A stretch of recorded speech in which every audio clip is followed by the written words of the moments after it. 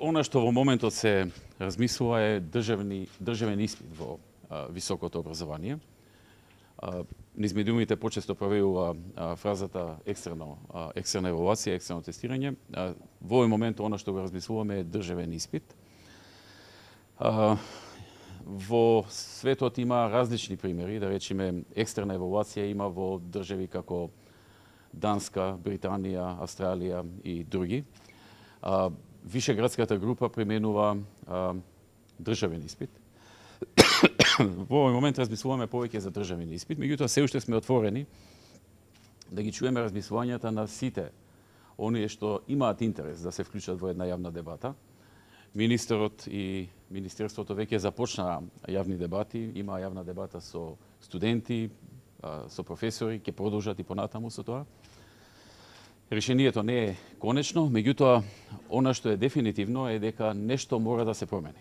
Затоа што имаме цели универзитети, некаде факултети, некаде цели универзитети, каде што породноста на студентите е без знаење или без доволно знаење. Каде што се ставаат деветки и десетки на секој независно кој колку научил. Тоа е нездраво за едно општество. Тоа е правење штета на самите студенти. Тие стануваат на некој начин инвалиди во своето знаење, добиваат диплома без знаење и тие понатаму не може да просперираат. Каде и да отидат да работат, може би првиот впечаток дека имаат диплома ќе им помогне, но веднаш потоа ќе најдат напречки. Ние како влада чувствуваме одговорност тие состојби да ги промениме.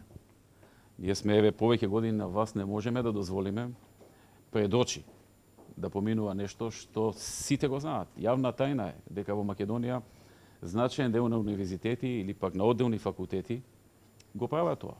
Особено оние кои што работат на приватна основа, односно приватни универзитети. Не сите, но дел од нив. Кај дел од нив владе девизата ако плати не смее да падне на испит. И треба да има висока оценка. И кај самите студенти или дел од студентите, не кај сите, што одат на приватно образование, ваде исто така девизата сум платил и не треба да учам. Или не сум платил за да учам. Тоа е многу нездрава работа. Тоа е штета за тие луѓе. Тие луѓе се сега млади, се уште во фаза на созревање. Може би во овој момент тоа им се гледа како една благодет, дека без доволно потрошено време за учење ќе добијат високи оценки и диплома. Но кога ќе влезат во реалниот живот, односно во животот каде што треба да работат, да заработат, да го обезбедат своето семејство, тогаш ќе сватат каква штета им направиле тие кои што на таков начин им ги дали оценките. Затоа владата мора да реагира, и парламентот, и целото општество.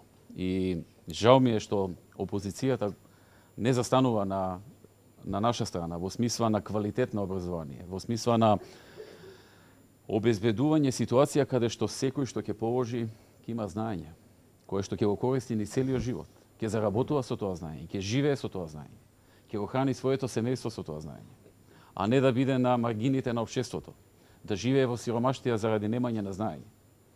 Тоа се вредностите што треба да ги браниме. Затоа подготвуваме вакво нешто. Не за да некому му одземеме слободата, или некого да го притиснеме, или да имаме некаква контрола. Не ни треба никаква контрола. Ни треба знаење. Мислам дека од првите дебати што ги имаше министерот за образование, поддршката кај студентите е очигледна. Се разбира, секој од нив има своји креативни идеи, вака е подобро или онака е подобро, и токму затоа е оваа фаза во која што собираме идеи.